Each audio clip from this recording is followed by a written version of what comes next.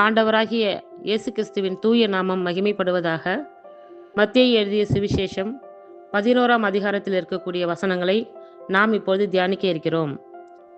இயேசு தம்முடைய 12 சீஷர்களுக்கும் கட்டளை கொடுத்து முடித்த பின்பு அவர்களுடைய பட்டணங்களில் உபதேசிக்கவும் பிரசங்கிக்கவும் அவ்விடம் விட்டு போனார். அத்தருணத்தில் காவலில் இருந்த யோவான் கிறிஸ்துவின் கிரியைகளை குறித்து கேள்விப்பட்டு தன் சீஷரில் 2 பேரை அழைத்து, வருகிறவர் நீர்தானா, அல்லது வேறு ஒருவர் வர காத்திருக்க வேண்டுமா என்று அவரிடத்தில் கேட்கும்படி அனுப்பினான்.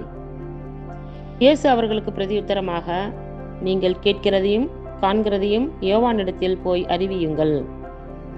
குருடர் பார்வை அடைகிறார்கள், சப்பானிகள் நடக்கிறார்கள், குஷ்டரோகிகள் சுத்தமாகிறார்கள், செவிடர் கேட்கிறார்கள், மரித்தோர் எழுந்திருக்கிறார்கள், தரித்திரருக்கு சுவிசேஷம் பிரசங்கிக்கப்படுகிறது. என்னிடத்தில் இடரல் அடையாதிருக்கிறவன் எவனோ அவன் பாக்கியவான் என்றார். அவர்கள் போன பின்பு இயேசு யோவானை குறித்து ஜனங்களுக்கு சொன்னது என்னவென்றால், எதை பார்க்க வனாந்தரத்திற்கு போனீர்கள்? காற்றினால் அசையும் நாணலையோ?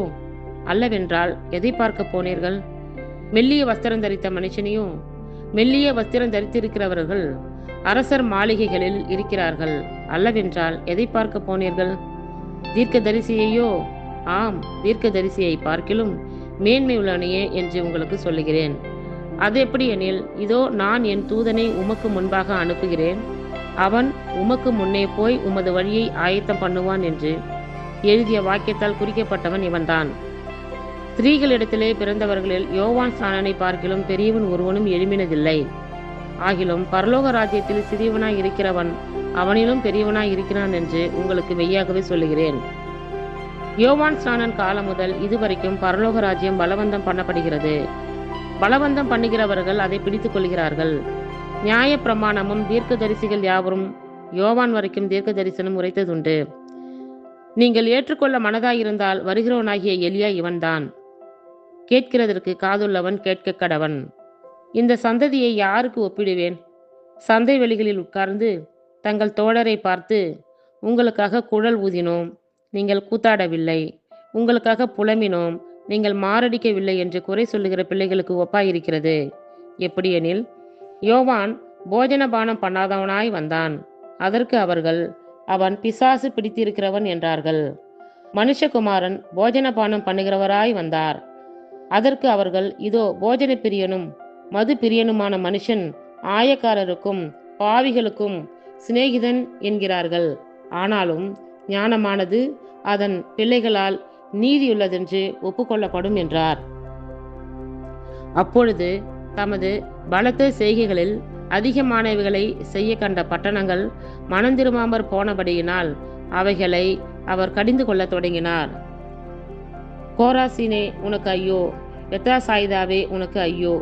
உங்களில் செய்யப்பட்ட பலத்த செய்கைகள் தீருவிலும் சீதோனிலும் செய்யப்பட்டிருந்ததானால் அப்பொழுதே இருட்டுடுத்தி சாம்பலில் உட்கார்ந்து மனந்திரும்பி இருப்பார்கள்.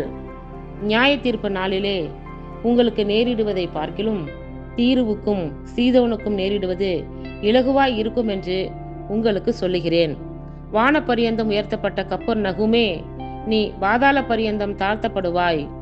உன்னில் செய்யப்பட்ட பலத்த செய்கைகள் சோதோமிலே செய்யப்பட்டிருந்ததானால் அது இந்நாள் வரைக்கும் நிலைத்திருக்கும். நியாய தீர்ப்பு நாளிலே உனக்கு நேரிடுவதை பார்க்கிலும் சோதோம் நாட்டிற்கு நேரிடுவது இலகுவாய் இருக்கும் என்று உங்களுக்கு சொல்லுகிறேன் என்றார். அந்த சமயத்திலே இயேசு சொன்னது, பிதாவே, வானத்துக்கும் பூமிக்கும் ஆண்டவரே, இவைகளை ஞானிகளுக்கும் கல்விமான்களுக்கும் மறைத்து பாலகருக்கு வெளிப்படுத்தினபடியால் உம்மை ஸ்தோத்தரிக்கிறேன். ஆம் பிதாவே, இப்படி செய்வது உம்முடைய திருவுளத்துக்கு பிரியமாயிருந்தது. சகலமும் என் பிதாவினால் எனக்கு ஒப்பு கொடுக்கப்பட்டிருக்கிறது. பிதா தவிர வேறொருவனும் குமாரனை அறியான். குமாரன் எவனுக்கு அவரை வெளிப்படுத்த சித்தமாய் இருக்கிறாரோ அவனும் தவிர வேறொருவனும் பிதாவை அறியான். வருத்தப்பட்டு பாரம் சுமக்கிறவர்களே, நீங்கள் எல்லாரும் என்னிடத்தில் வாருங்கள், நான் உங்களுக்கு இளைப்பாறுதல் தருவேன். நான் சாந்தமும் மனத்தாழ்மையுமாய் இருக்கிறேன். என் நுகத்தை உங்கள் மேல் ஏற்றுக்கொண்டு என்னிடத்தில் கற்றுக்கொள்ளுங்கள், அப்பொழுது உங்கள் ஆத்துமாக்களுக்கு இளைப்பாறுதல் கிடைக்கும். என் நுகம் மெதுவாயும் என் சுமை இலகுவாயும் இருக்கிறது என்றார். இத்துடன் 11ஆம் அதிகாரம் நிறைவுற்றது. கர்த்தர் தாமே நம் எல்லோரையும் ஆசீர்வதிப்பாராக. ஆமேன்.